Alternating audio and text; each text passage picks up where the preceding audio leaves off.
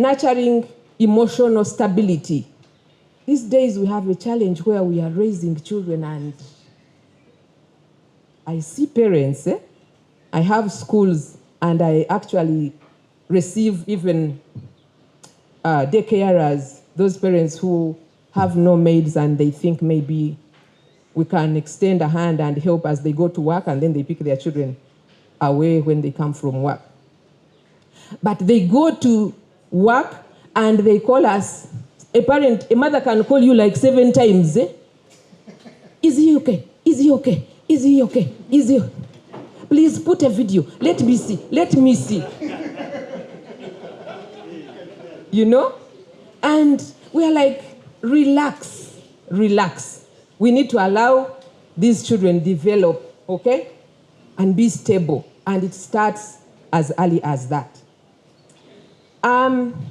So today I had a lot to say, but today allow me to talk about how important it is to connect with your child. Connection. Connection. That's all I want to say. I don't mind how busy your head is, but please kindly, as you go home, remember that it is important to connect with your child. Very important. If God has blessed you with 7 like he did to me, you have to connect with all of them. Actually, 7 is a good number. You connect with the first one on Monday, the second one on Tuesday, you know, the 6th on Saturday, and the last one, I don't know when you'll connect with your... Exactly. Okay? So, connection. Let me tell you, connection is the easiest way to achieve your parenting goals. The easiest. I know there are so many, but I am saying connection is the easiest. Why? Once you connect with your child, let me tell you, it works magic. You will get to know what they think, what they do, how they do it, the people they relate with, the food they eat, the cigar they will take, okay, the music they are listening to, the girlfriend they are looking at. Connection. You will see that behavior of telling a lie. You will see one who does not want to bathe. You will see those ones who are addicted to gadgets. Connection. Connection. Friends, fellow parents, I want us to agree that we must go back to the basics, create time when we can connect with our children. Don't ask me how I did it. I made some mistakes, I already confessed, but I used to try. And maybe my methods of that time are too outdated. I cannot even stand here and start sharing them. But he will tell you that one of them was that every Saturday we had a family meeting. And among them, they chose a secretary, and each one of them would give a report on how the week. Wow. Yes. But that did not stop them from, stealing cars at night when me and my husband are asleep. Very sharp boys who would open the gate quietly and push the car out of the gate. I'm so sorry, sir. And they push it, they come to town. We were living in Rueza, people who know Rueza. They come to town, dance, do whatever they are doing, and then bring it back, and then push it again into the gate and sleep. Okay? Until one day, like they say the days of FIFA, until one day when they arrested them.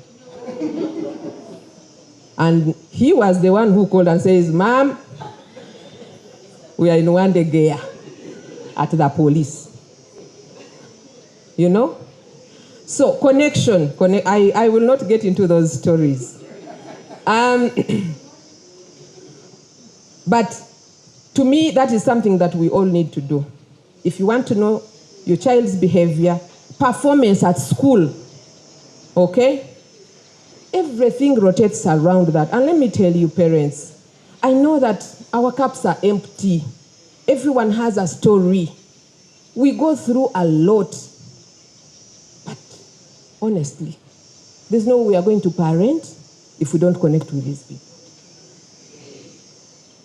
So let me help you, take you back a little bit and show you how some of these challenges emerge.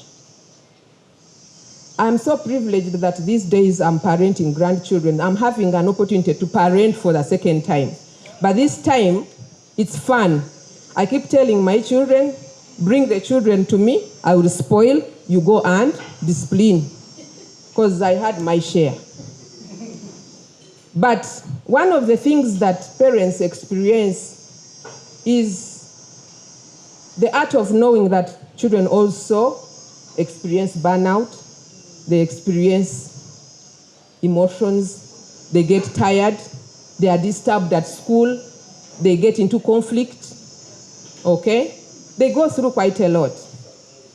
And because we come home when we are tired, we have no enough time to listen in. We ignore what they are trying to tell us.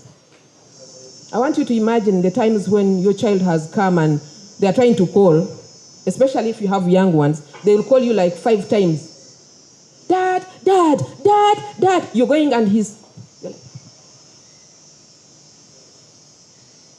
silence them. So we ignore what they want to tell us. And when we do, they start developing some behaviors like throwing tantrums. And what do? Chiboko. Sapatu. Okay? And then when we do that, then they are like, if I throw this computer down, they will come to me. Intentional bad behavior.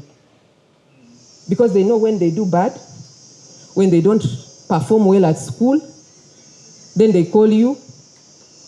Now that takes your time, not so.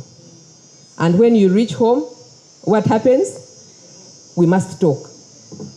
So they are like, now they can talk to me. These kids are sharp, you know? So they start doing things which you don't understand because they have looked for you in their way and they have failed to get you. If you have put a routine in the house, they will refuse intentionally to do what? To follow it. I mean, you know you're supposed to wake up, do this and this and this and this, but... So it becomes a hide and seek. And then, the response that comes from you is very, very interesting. You start yelling. Oh, some women are good. I was good at yelling.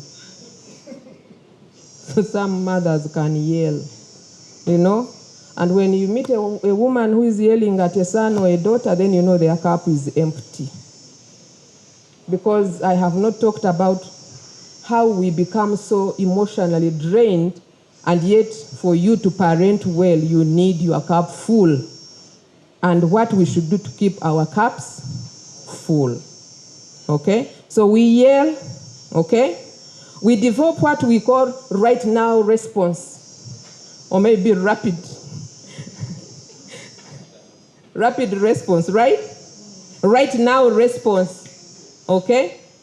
And then if it is homework, if it is cleaning up, if it is what, because you have a lot going on, you want to, I'm giving you 5 minutes, you should be through. Can't you say I'm late? Can't you?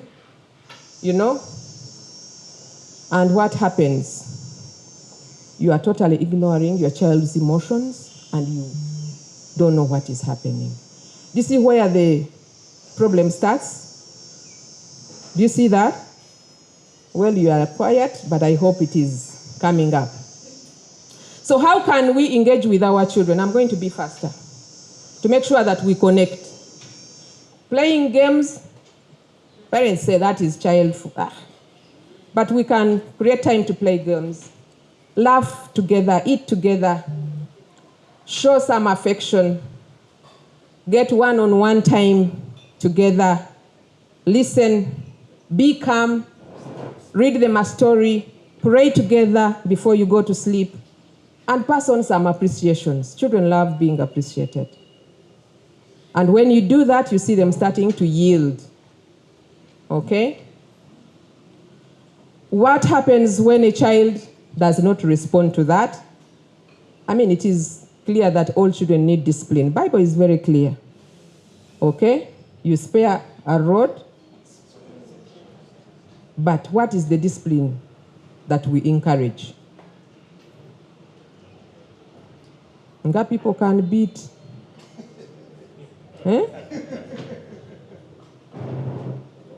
For us, we say, if you are ever to punish a child, never punish a child without going through the scenario, and never stop thinking about what the punishment or the discipline action is going to do to a child.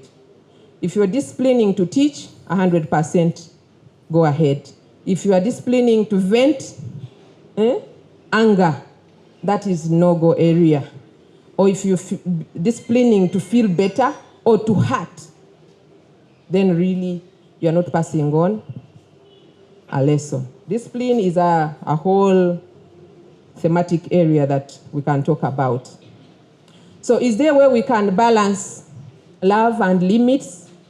Is there a way you can be tough at the same time loving? Yes? Yes. Wonderful.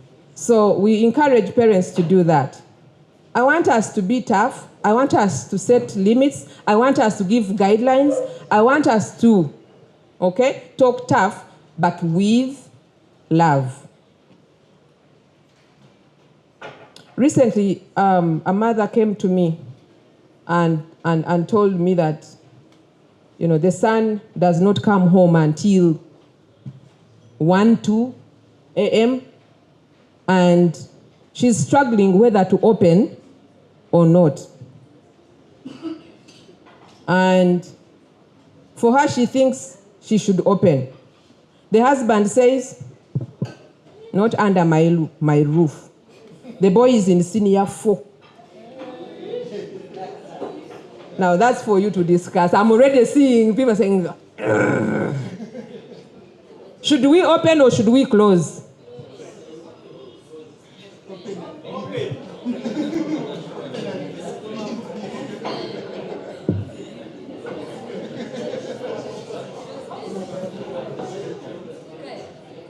Okay. I have skipped like 4 slides. The good thing, I'll give this to Elizabeth, and whoever is interested will access it. It is important that we get to understand the stages of development, where our children are, and the challenges that come with those developmental stages. Someone who is raising a toddler is going to have their own challenges away from someone who is raising up a teenager. But do we take time to understand the stages where our children are? Or we use a one-size-fits-all? It is important that we get to know so that we can give appropriate help which is needed at a particular stage to address particular challenges. If you have a youth, 17, 18, and you never connected with them at 4, don't think it's going to work. The time when they were, it's always very interesting that when children are young, they are following us around, And we are tired. We are saying, stay behind, don't. Then when they grow old, it is us now doing what? Have you ever realized that? Even with you as you were growing up, There was that time when you were following your parents and they would get tired. Then time came, you grew up, and then they started chasing you and they couldn't catch you. So let us know the stage where we are. Let us know the challenges. There are those, whether biological, scientific, or social, emotional, they are there. The peer pressure things that I can't go into now. Okay? We have been saying that if you don't teach your child certain things, someone is out there and they are so ready and willing to do what? To step in for you.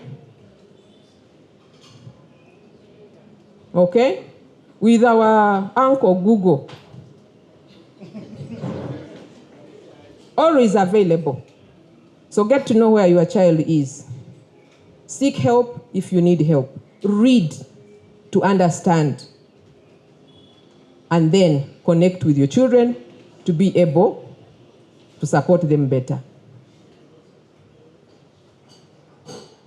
This is a tough one. As parents, it is important that we become role models to our children. Because there's no way we are going to train children on certain things when we cannot put them into practice. We are a mirror they are looking at. They look at us, they observe us, they read us. Actually, your children know you better. You need to find out, you should bump into them when they are role-playing you. That's when you will love it most. Okay? So, being a role model is a package. The way you speak, the way you handle challenges at home, the way you treat your partner, the way you speak to a stranger when you are driving and there's this border guy coming, all sorts of things. When you are in the market, sometimes when you are in the village,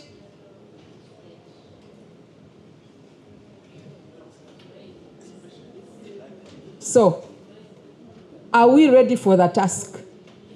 Because everyone wants to say, I want my child to be this. And we are good at setting goals. And I know that we have set goals. And my card that I have given you, this is the time.